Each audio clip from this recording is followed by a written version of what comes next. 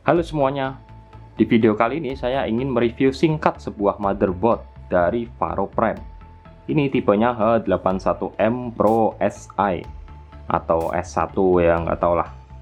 Dan ini adalah motherboard unik karena ini motherboard dengan chipset H81 untuk Intel Gen 4, tapi ada M.2 NVMe konektor.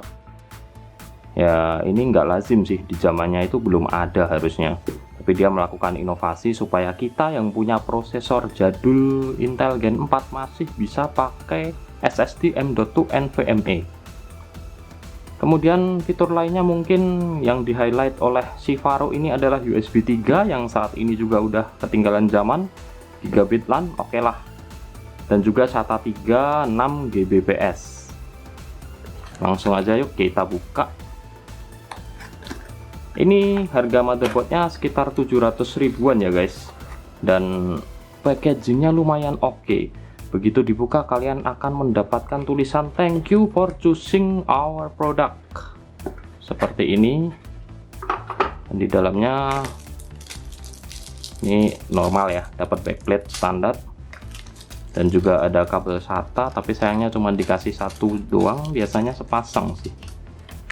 Ini unit motherboardnya sendiri, dan ini ada CD driver yang udah nggak zaman juga. Ada stikernya nggak? Nggak ada. Nggak ngaruh stiker juga sih. Kemudian kartu garansi warna merah menyala, dan buku manual yang ini buat saya pasti berguna nih, penting karena kita mungkin bisa cari informasi tentang colokan-colokan ya, terutama front panel. Oke, gitu aja, ini udah kosong.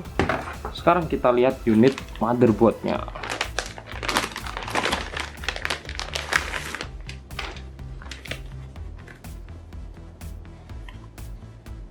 Wah, ini penampakannya menurut saya cukup keren guys. Emang bener-bener udah kayak motherboard gaming ya.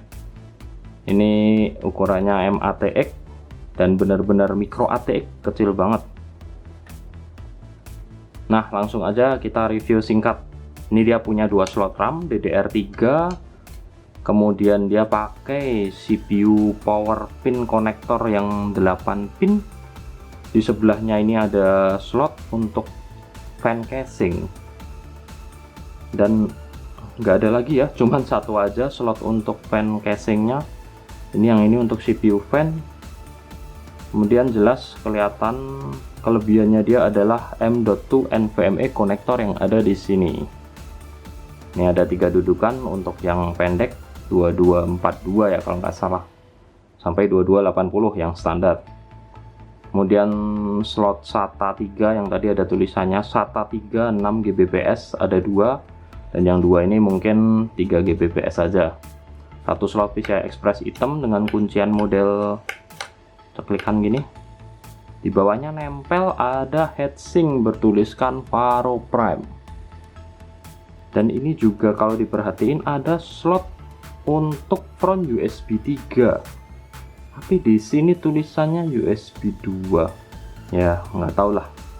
Untuk audionya sendiri ini udah ada kayak garis-garis semacam audio shielding. Chipsetnya Realtek, dan ini ada tempat buat kapasitor tapi nggak kepasang.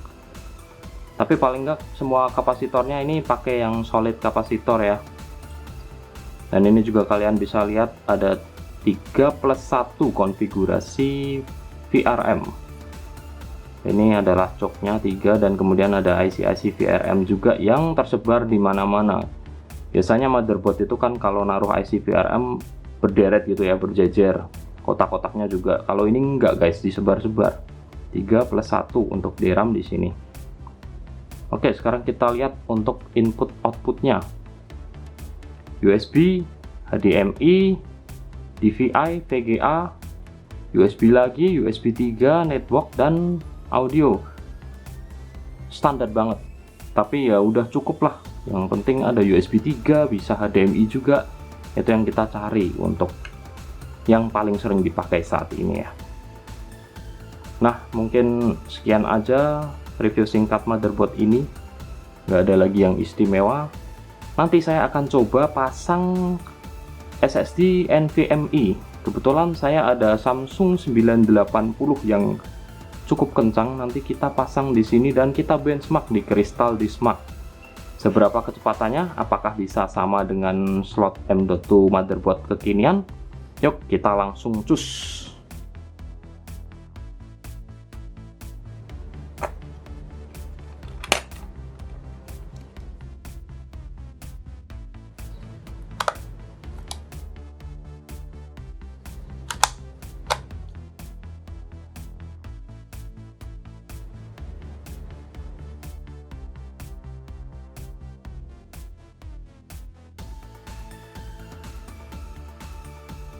Untuk pengetesan, saya pakai Prosi Core i5 4670. Dan yang menarik guys, saat saya cek di CPU-Z, Mobo ini ternyata pakai chipset B85 yang kelasnya di atas chipset H81. RAM saya pakai 8GB DDR3 1600. Dan di Crystal Disk Info ini, kalian bisa lihat kalau Samsung 980 saya masih dalam kondisi baru non prima, dengan power on count 2 kali dan power on awasnya 0. Oke, langsung aja kita tes pakai Crystal Disk Mark. Saya pakai repetisi 2 kali aja ya.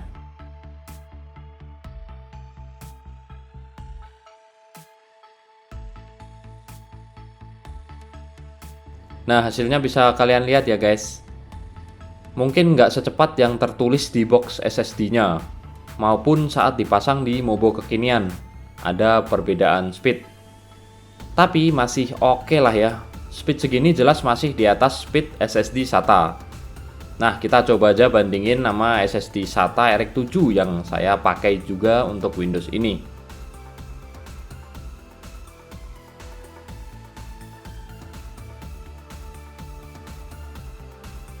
Nah, ini bedanya bisa 3 kali lipat lebih ya guys, antara yang M.2 NVMe dengan SSD SATA.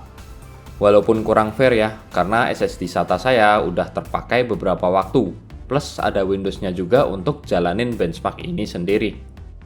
Tapi menurut saya masih worth banget lah untuk memakai slot M.2 di Mobo ini. Oke, jadi sekian aja review Mobo dari Varo Prime ini. Semoga bisa memberi pencerahan dan makasih udah nonton.